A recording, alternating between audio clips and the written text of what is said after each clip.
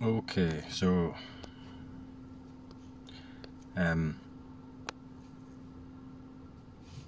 so this video is kind of in response to a comment, but it's also in response to something that I've been talking to people about and hearing about more recently. So I'll start with let's just start with the comment. So Vida Phoenix asks or says, "Don't have the non-dual seeing, but the whole story of me just went away. I do know what is seen in the visual field is easily distorted, which makes me know that it's happening in my head and not out there. I still feel like the illusion is not seen through though. What's being held onto here?" So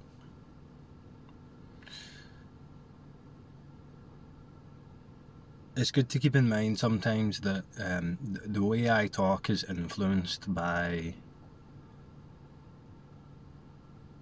material or language, speaking styles, or non-dual teachers that I've been exposed to, and the kind of the models that I use might reflect what I've learned in the intellectual sense, although I'm pointing to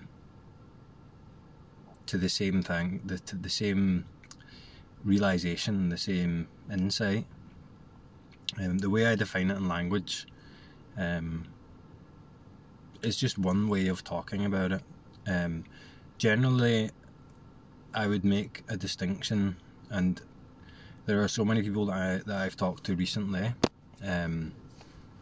that I guess would consider themselves to fall into this category, where they've had a shift, had the awakening, had a recognition that has changed something about their experience of themselves or in life. However, there seems to be this idea or experience that it's not stabilized, or in some way it has a tendency to become conceptual again, or old beliefs and patterns of relating from a position of separate self, tend to come back quite easily, and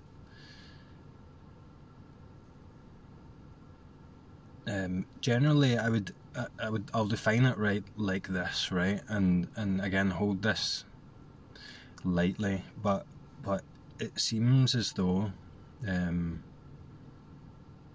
initially the initial massive shift, massive awakening experience that a lot of people seem to have, and I had myself,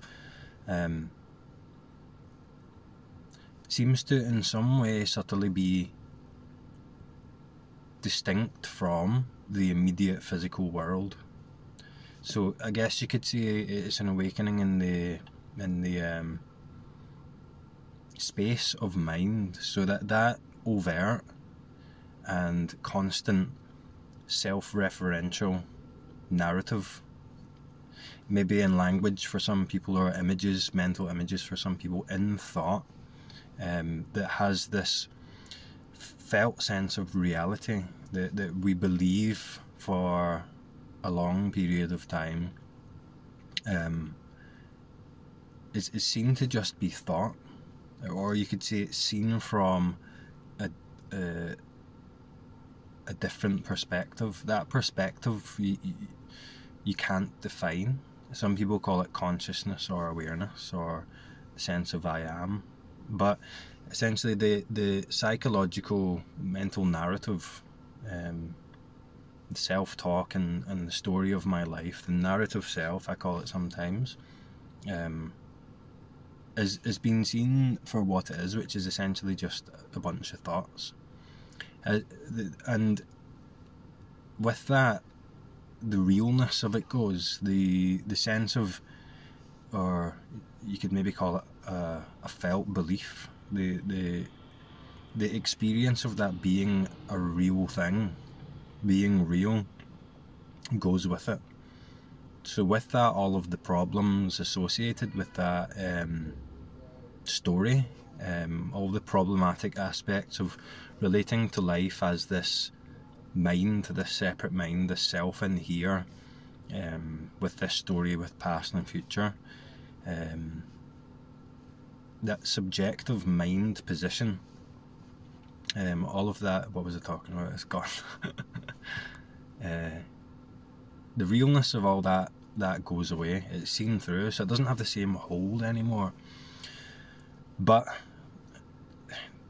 there is a foundation upon which that the reality of that whole story is built. So you could say we see through one layer of thoughts, the most overt, in your face, complex layer of thoughts and narrative, that loses its grip. So we access a deeper experience of what we are, a deeper experience of self that isn't dependent on or swayed by or affected by the content of those thought narratives.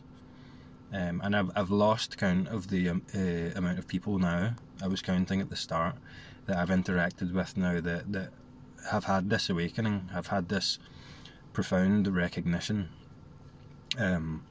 What I noticed about it, right, was that there is a tendency there for the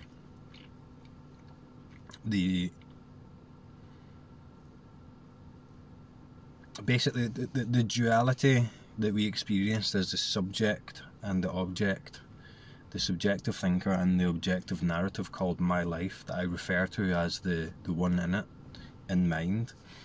The duality just kind of drops to a more fundamental level, but there is some sort of disassociative effect with that realization, and it's kind of, I would describe it like the sense of self reconfigures itself into a more subtle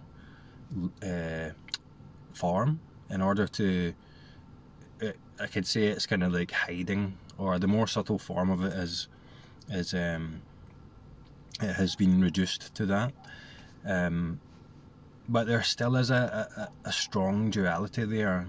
And I guess if I could describe it like an awakening in the space of thought, in the space of mind, in the space of the thinker, there remains a heady, you could say, or kind of unreal quality to it. So I could describe it like what is realised is the knowingness in which all thoughts appear, in which the thinker appears. Knowingness is a good way to describe it, I think. But again, you know, these are just words. But there remains with that a subtle suggestion of distinctness of the me, the sense of beingness or knowingness that is realised, and the immediate physical world. So within that space, you could say the awakening initially, the initial illusion that's seen through happens in the space of mind, but then it starts to become more visceral, more immediate, more felt, more real, you could say.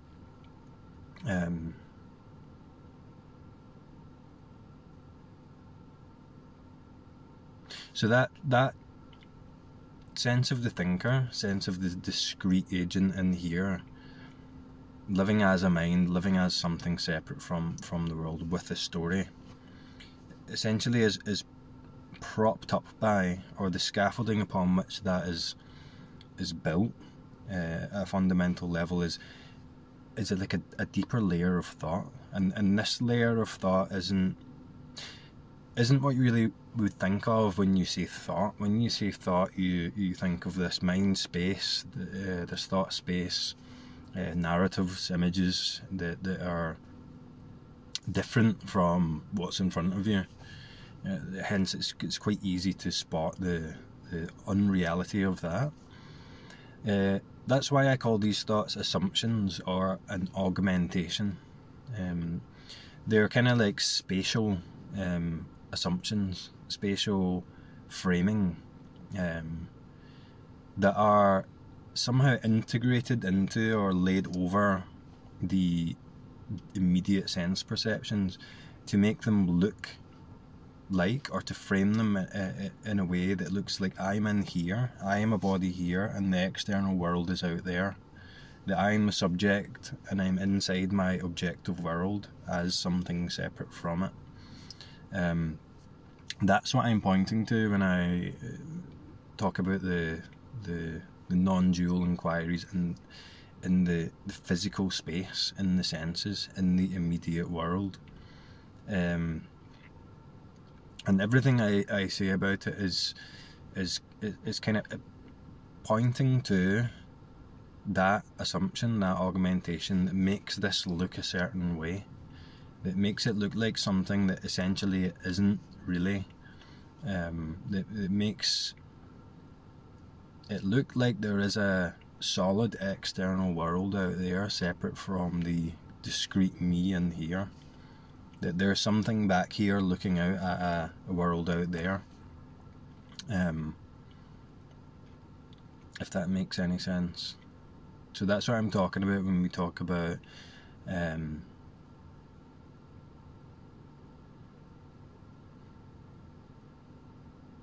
the immediate direct experience of non-duality in the senses. And what's realised I can't describe, because from the point of view of the mind it's paradox. But when it's realised, or when you see it, it's obvious.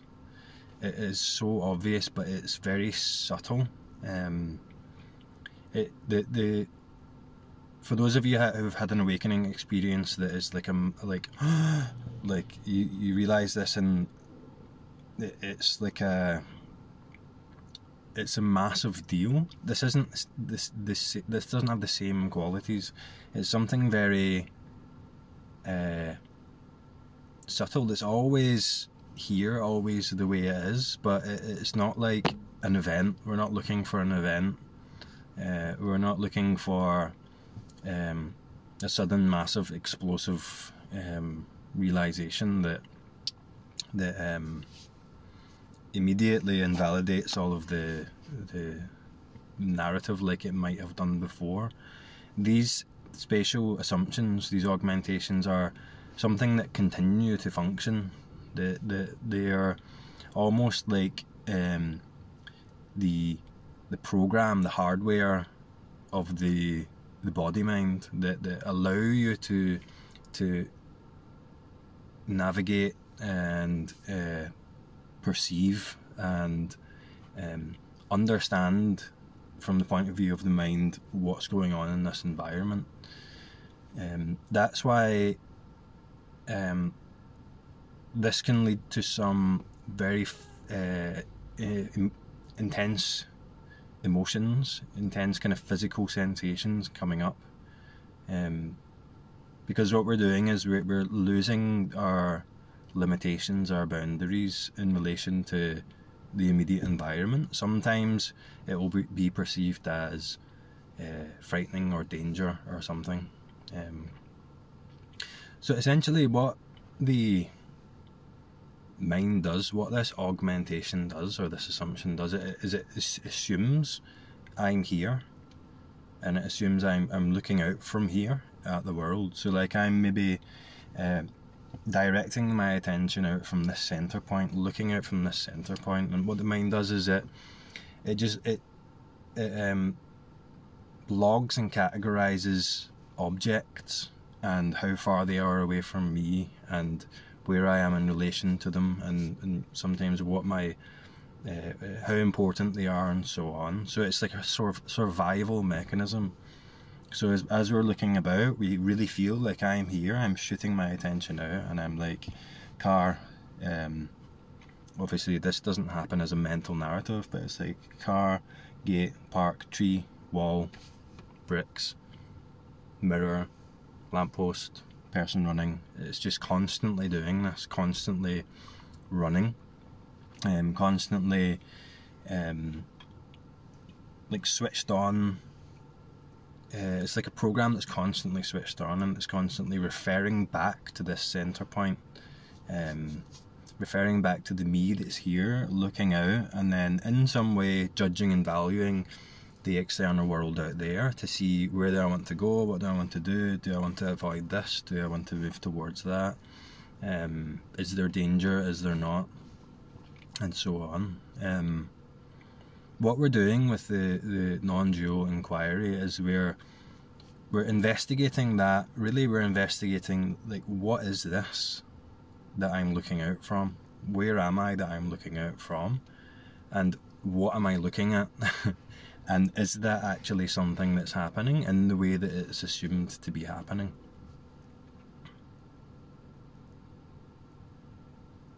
So when we directly investigate that, we start to notice some things that are assumed to be there, so things that are assumed to be real, to be the way it is, just like we experienced that overt thought narrative in the mind to be real before. That's the way it is. I have a past, I have a future, I'm worried about this and it's a real thing. The past is this that I did in the past is a real thing, and it means this about that, and so on. It's just more subtle now, and it's more immediate, because we've got that overt narrative out the road. We've freed up a lot of space and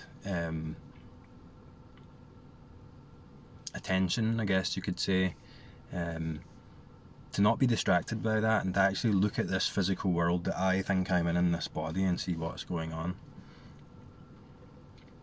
So we notice, or I could say I noticed, that there are certain things that were just taken for granted, assumed to be just what this is as a reality, that weren't there at all. That just weren't there at all, that are completely assumed. So I'll describe them just now, and hopefully that's helpful. So, and I've described this a number of times. So,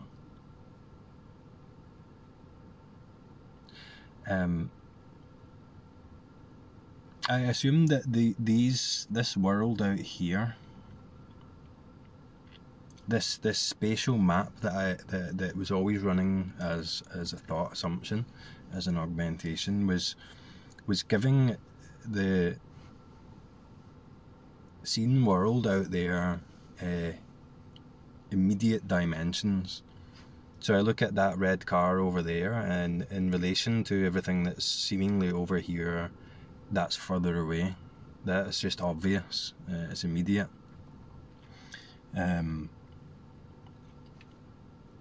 So I could even close my eyes, and I would the spatial map would stay there for a wee minute. I could map out where I am in thought, in a kind of form of imagination.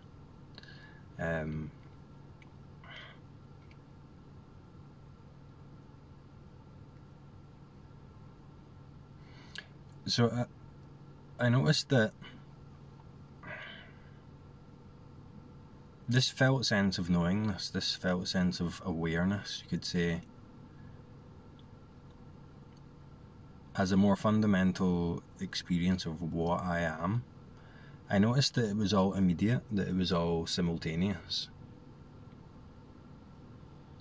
So the awareness, in a sense, the knowingness that I felt as a more fundamental level of my experience of myself, I noticed that didn't know distance.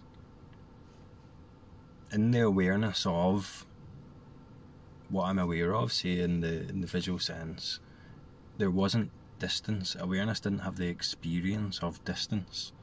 It was all completely there, immediately. So I started to kind of see that distance was being added somehow. Distance wasn't fundamental to the experience of this reality. I started to question that a little bit, and I'm like, well, where is the distance being added? Is the distance an inherent aspect of reality? Is it actually a thing? So then investigating that, like, where is the awareness of what is appearing? Because I used to think my awareness is here and my awareness is looking out at a thing over there. That thing isn't inherently aware. I am aware of it from here, and I'm shooting my attention out. I'm perceiving something inert over there. But then I started to look in the awareness of it. In the direct awareness of the scene, I can't say that it's over there, but I also can't say that I'm aware of it over here. So some people would describe it like, this is all rendered in my head, this experience is all inside me, but the actual experience of it directly, the actual awareness of it directly,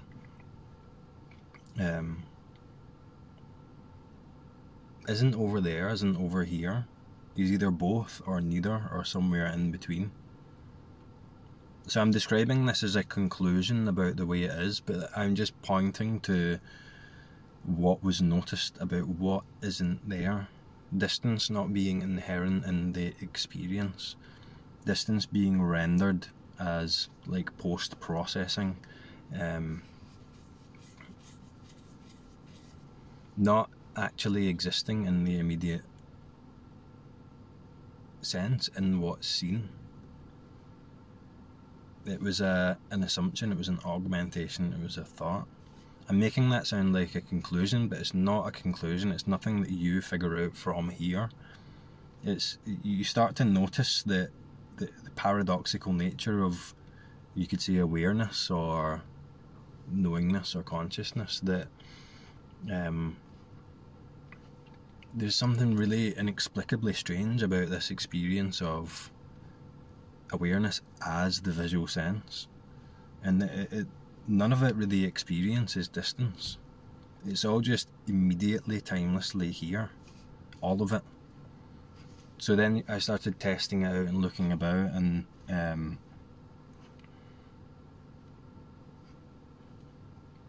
in that, everything became a bit more close, a bit more familiar, like the totality of the visual experience became a bit less foreign and out there, and a bit more close to what I feel like I am.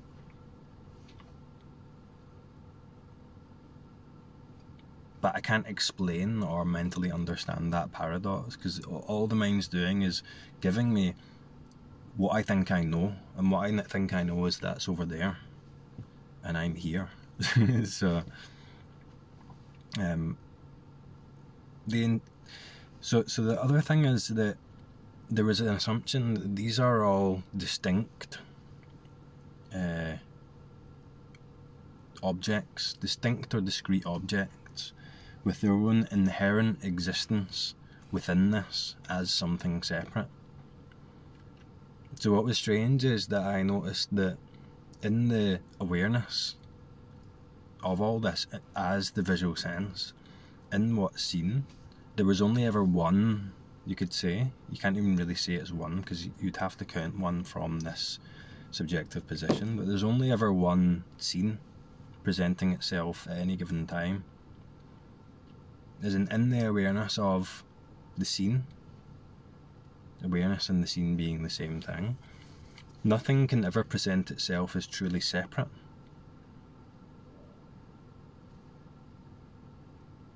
There's only one seeing, seen. There's only one this, whatever this is.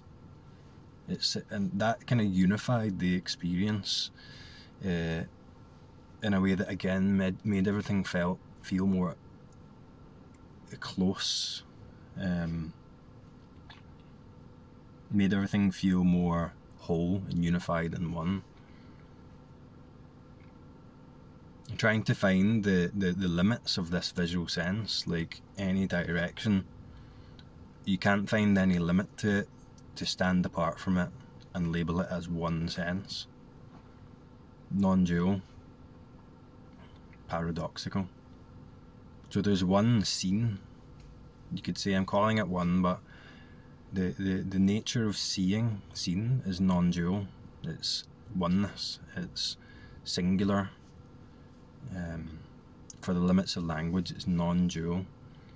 And within that, these seemingly discrete, distinct objects, I notice, could never present themselves as separate from the totality of the scene. Could never present themselves as, could never separate themselves out from the background in which they are appearing. All being the same thing, all being one sense, one awareness, one knowingness, one scene, one seeing. No matter from what angle you look, you know, no matter how many times you try and trick it to see if you can see an object as something separate from any of this, it's never separate. So, are there objects? At the most fundamental level of experience, of what this is in the sense of reality, are there objects? What's being added to make it look like there are discrete, distinct objects? That's what I would call the augmentation, the assumption. It's thought.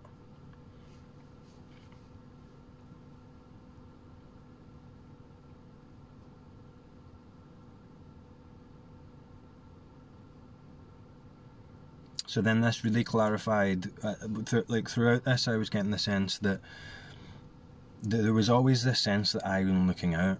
So I'm doing this inquiry from here, looking out at whatever this is out there. There's that subtle assumed assumption that whatever I am is the background upon which all of this phenomenon appears, all of this seen world moves by.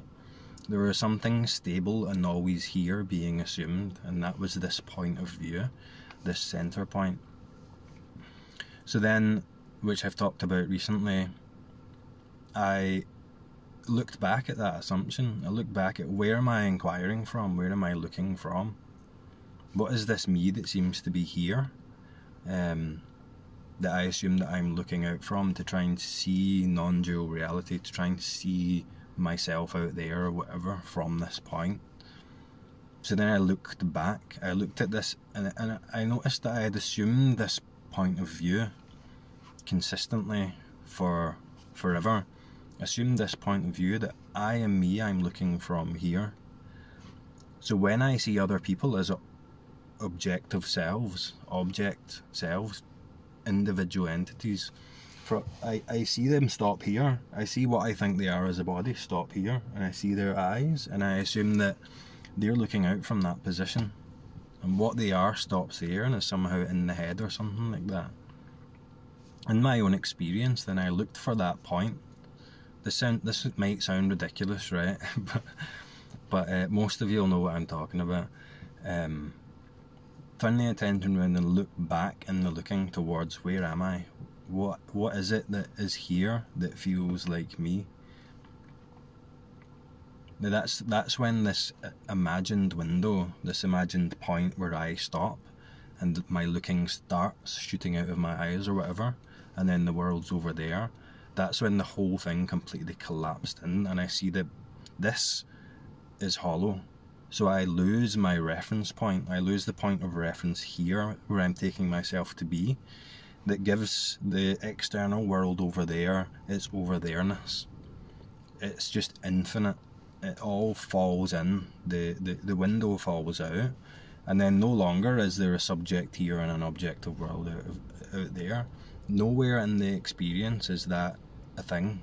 Nowhere in the experience is that a real reality. That's just an assumption. And it wasn't until I looked back that way that the whole thing completely collapsed.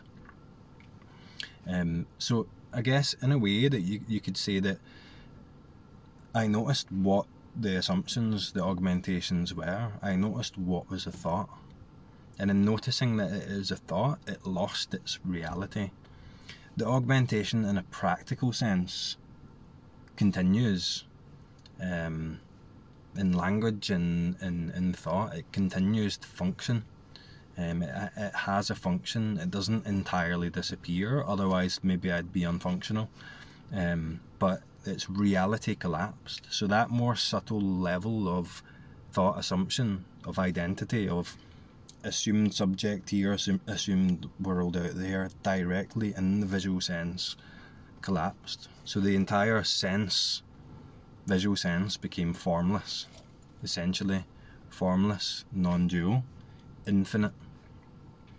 And that's when it started to become apparent that, you know, the assumptions go on. There are other assumptions that go along with this external world. Like, I'm in it. I'm in a car park right now. If I get my car and drive away, then there's an assumption that the car park's still there as a thing distinct from myself with its own existence, a thing discrete from myself with its own existence that keeps existing there on its own whilst me, the awareness, the observer, leaves. This continuation, this time thing that's making this solid world, this wider map of the world, and where I know I am, I know what that street is, and I know when I drive up to it, I'm going to see what I remember in time. I know when I drive past it in a way, I don't see it anymore, I'm not perceiving it, it's still there. All of that started to collapse as well. So then again it came more here. Spatially, my experience of myself became more collapsed into this immediate experience, not framed in this spatial memory map that makes me feel small in here and the big world feel large out there, that I have to navigate as this small thing in here separate from it. If that makes sense. So then the objective world loses its solidity in a sense. It loses its assumed reality of something big, separate from what I am as this small body here. If that makes any sense.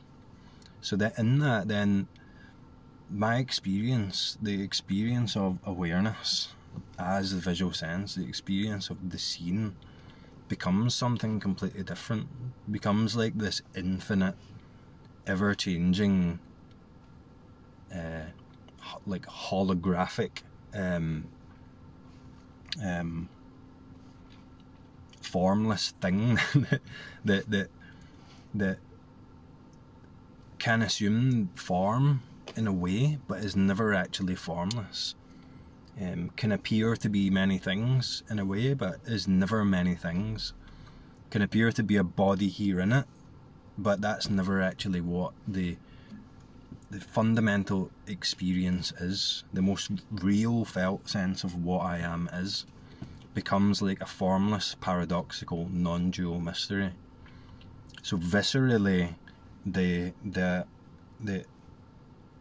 awakening that was realised in the space of narrative and thought and time, the direct real experience of that that props up all those stories and so on as a me in the world, immediately collapses. So in that, it loses its power to rebuild itself. The self, the me, loses its power to rebuild these narratives and actually start believing them again. The awakening becomes deeper. The foundations of the structure of self in the senses collapse. And with that, all of this that's being held in the body. By the way, with the visual sense as well, all of the other senses start to... What's realised there becomes obvious in all the other senses. And with that, these assumptions, these augmentations that are structuring this map, structuring this idea of this singular entity here, holding all of this weird ghost me inside it, and referring to an outside world owning all those experiences and the emotions, all of the barriers that are holding that, seemingly to hold that together, dissolve. So it all comes out, all of the emotion, all of the thought, everything becomes formless and non-dual. So it can no longer be captured or seem to be captured as a personal me. It just spills out into the infinite mystery of whatever this is. And that's when that's when it gets for me, that's when it got that's when there was a kind of realization that what I am doing here with this whole what I thought I was doing here with this whole spiritual path, it was no longer an idea, a journey, a story of me on this path. It just became real, immediate, real, and I guess you could say it was like, for a while, it was too real. How can I describe that? I guess you just have to come. There's no longer an assumed filter between you and sensation, you and what we try and avoid out of fear, which is the world, which is this mystery. We try and avoid this mystery out of fear. We try and avoid and control the emotions. All of that slaps you across the face when this is realised, like without limit, relentlessly, in a way that's timeless, in a way that's non-separate. There's no one in the middle to control it, or to manage it, or to wait for it to end, or so. I'm not saying that to put anyone off, but just to expect that if it so happens to come up, because the emotions do come up and out, and it can be very intense. But at that point, you know that you're not struggling with it. You're just experiencing it head on, and it's all fundamentally okay. So that was a massive rant. Realizing this, so seeing those thought augmentations as thoughts, right? The mind will make something of this, and it will assume that what I'm talking about is something that's not this, not what you're already seeing. And I can't emphasize enough to you how the mind makes a thing of it, and it's not what you think it is, right? The recognition of this, the noticing of what I'm talking about, is just a simple noticing, and it's very subtle. What it leads to, I guess, as the implications of the dismantling of the self are profound. What we notice about life, the mystery of life, is inherently profound in itself. What I'm talking about as a realization, as some fantastic thing that's going to happen in the future, watch how your mind frames it, because that's not what I'm talking about. This is a very simple, very pragmatic noticing of something that's just there, something that we've always been looking at, and it doesn't make sense to the mind, but it's kind of like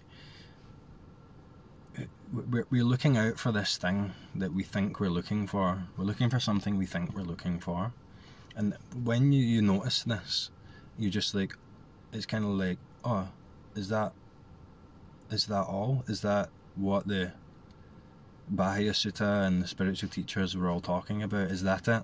Is that it? It's just obvious. It's just it's so not the unreal thing that the mind makes of it. It's so simple. It's so straightforward. And once you see it, you'll be like, I was missing it because I was making a thing of it. I was missing it because I wasn't really looking. I wasn't really looking. And I would describe it like, do you ever see those like sculptures, and there are different ones, and so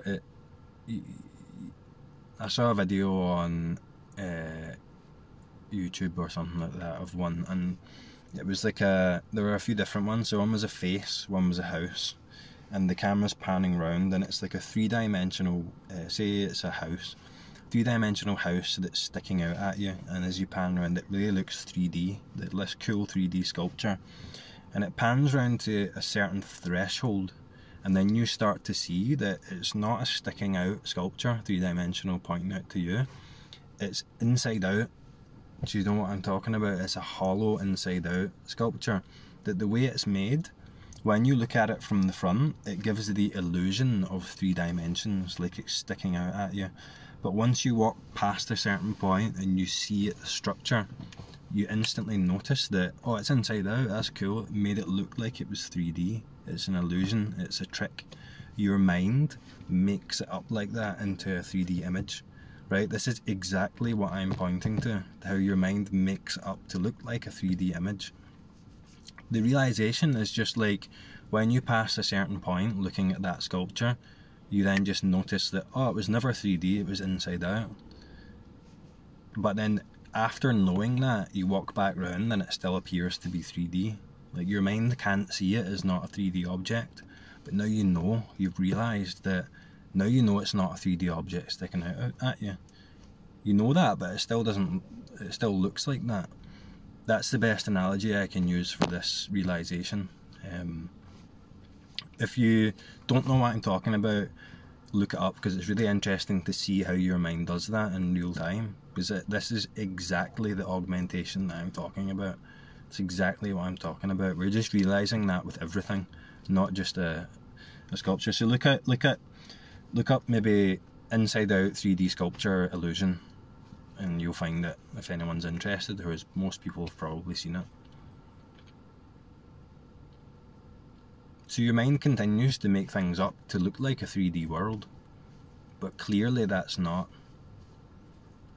what's here. You know, like the size of something is only relative to the size of everything else. You see through that. You see that there aren't sizes to things. It's so weird. I can't talk about it, but it's like one of the coolest things you'll ever see. One of the most incredible, fascinating mysteries and it's all of life. It's everything. It's everything you look at is just this incredible, mysterious, holographic, non-dual, paradoxical mystery that is just so far beyond the threshold of the objective mind, and it continually stuns the objective mind. It continually bends the mind out of shape, and at the beginning I found that experience frightening. Eventually it became, for me at least, it might not for other people, but it became very fun. It became very interesting to constantly push the threshold of the objective mind, but not be that objective mind, not feel like that's you, so that it's frightened when it reaches its limits and it can't know itself objectively, because that's not what you are. And when you know that, it becomes kind of fun to play with it and watch it struggle and appreciate it for what it is, not being an identity.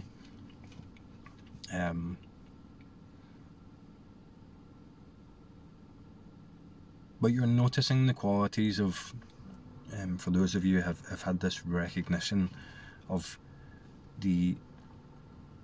that, I'm just going to call it, it's not a thing, the knowingness in which all thoughts, in which this experience of the subjective me is made of, the all of it, the knowingness, the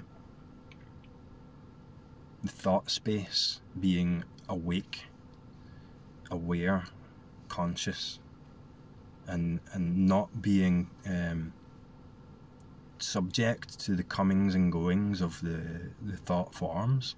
We're noticing that exact no thing in the visual sense. So tune into that before you inquire. And when I say inquire, all I mean is look. Look at the looking. Not as the looker. Question the looker. Turn it back round and look, where am I looking from? See, if you get a point where you're just like, what? And it doesn't make any sense. You're just like, what the fuck? That's it. Just keep going with that. Keep going into that what the what the hell. Keep going into that and just watch for the mind trying to frame things in something that can be known, something that can't be understood. Because what I'm pointing to, what's realised here, can't be known, can't be understood. But whatever it is that you are, that's not a thing, somehow that comes into focus for what it is as being a thought. And then the realness of these thoughts that suggest time, distance, separation are seen as thoughts, and their realness just falls away, such that there's no longer even an experience, fundamentally an experience of subject, object, time and space. Subject, object, time and space appear within, but not separate from that.